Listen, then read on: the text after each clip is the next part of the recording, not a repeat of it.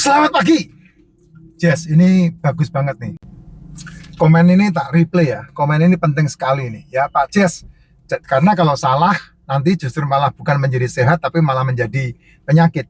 Pak Jess mau tanya, kalau dicampur air kelapa hijaunya direbus apa tidak? Apa yang sudah diseduh air panas terus dicampur air kelapa hijau. Terima kasih. Jangan Pak, air kelapa jangan direbus Pak.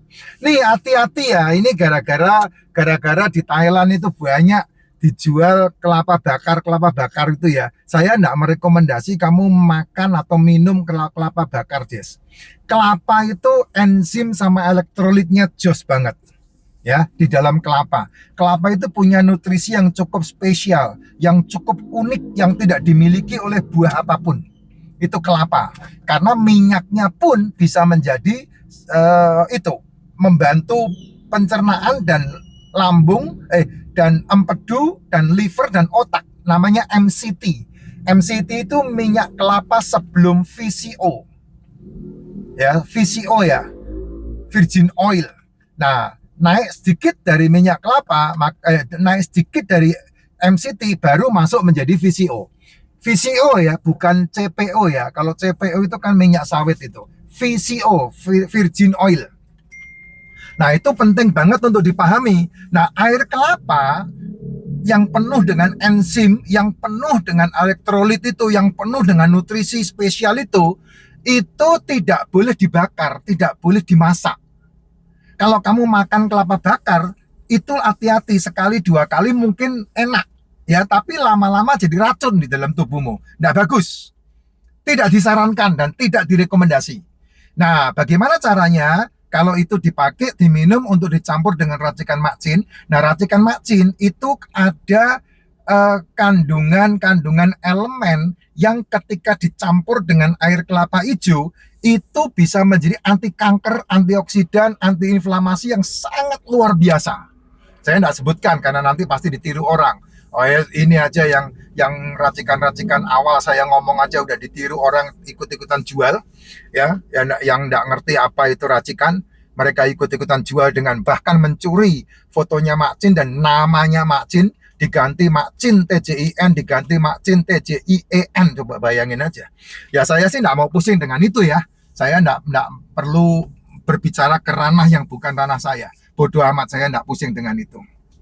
Ya, kamu kalau mau mencampurkan racikan makcin, ini khusus buat kamu yang punya masalah yang berhubungan dengan jantung, yang berhubungan dengan cuci darah, yang berhubungan dengan ginjal, yang berhubungan dengan kanker terutama ya, terutama dengan kanker, terutama dengan miom, terutama dengan ambeien yang selnya rusak, ya, selnya terkontaminasi, selnya kebanyakan gula itu.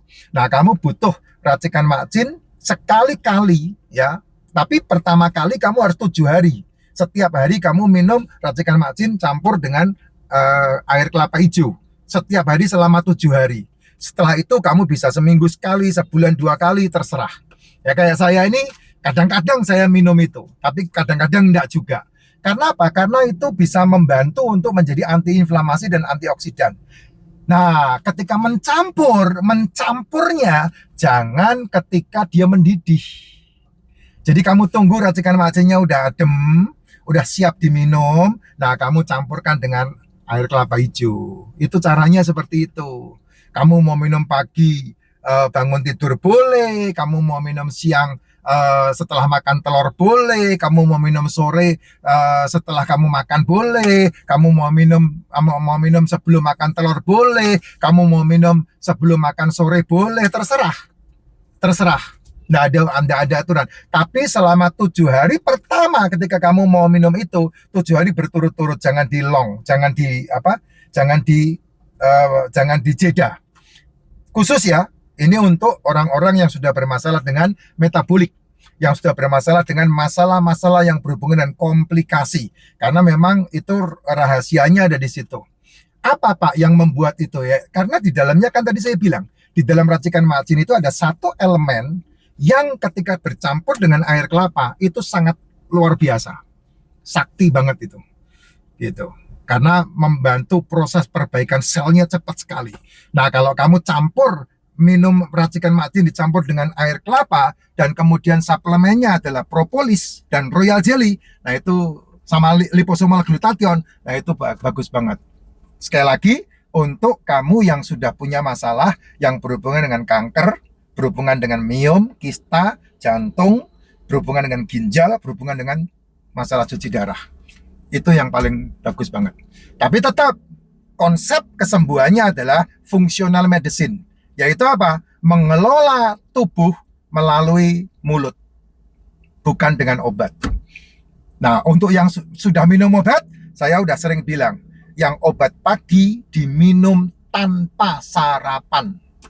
Nggak mati, nggak? Percaya sama saya, tidak mati, nggak? Kamu minum obat pagi nggak pakai sarapan, tidak bakal mati. Trust me. Kalau mati gimana, Pak? Oh ya, alhamdulillah. Puji Tuhan, berarti kamu langsung dicintai sama Tuhan, disayang sama Tuhan, karena langsung dibawa ke surga. Kan kamu percaya surga kan? Kalau kamu mau ke surga tapi tidak mati dulu kan tidak bisa. Ya harus mati dulu, karena tidak ada surga diberikan ketika orang masih hidup, tidak ada itu. Ya, nah itu surga saya sama surgamu ya sekarang ini ketika kita hidup ini. Makanya jangan mau sakit, ya jangan mau diintimidasi dengan penyakit. Kalau kamu bicara sama saya tidak pernah menyentuh penyakit. Lihat omongan saya, kamu boleh dengerin 10 omongan saya tidak pernah menyentuh penyakit. Yang saya sentuh adalah kesehatan, yang saya sentuh adalah pola yang membuat kamu sehat. Saya tidak pernah peduli sama kamu. Walaupun kamu curhat, saya habis operasi, saya kena kanker, saya kena jantung, saya udah cuci darah, saya tidak pernah peduli itu. Kenapa ya? Karena saya tidak fokus ke situ. Fokusnya saya adalah ketika kamu mau sehat, fokusnya harus ke kesehatan. Dan cara sehat yang paling benar adalah dengan memperbaiki fungsi tubuh. Sehingga metaboliknya, sehingga selnya kenyang, selmu sehat. Sel yang sehat akan membentuk metabolik yang sehat. Metabolik yang sehat akan memperbaiki semua masalah komplikasi yang terjadi. Nah itulah kita orang-orang yang memperbaiki fungsi sehat tidak menggunakan obat.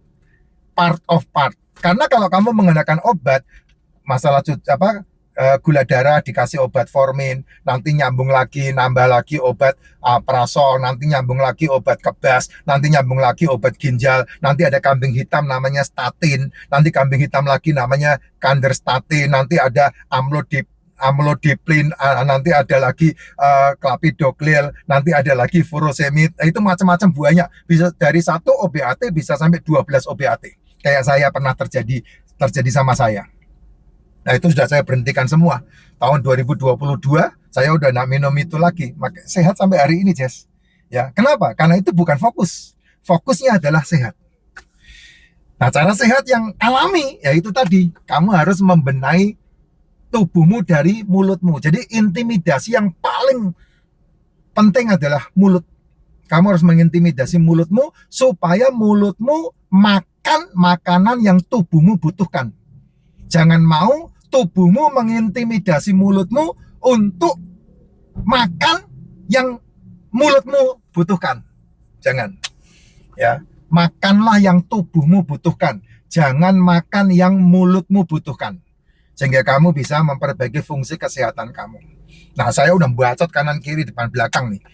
Tergantung kamu terima ya, puji Tuhan, enggak kamu terima ya, silahkan aja, kan itu hakmu. Ya, saya enggak ikut campur. Keputusannya ada di kamu.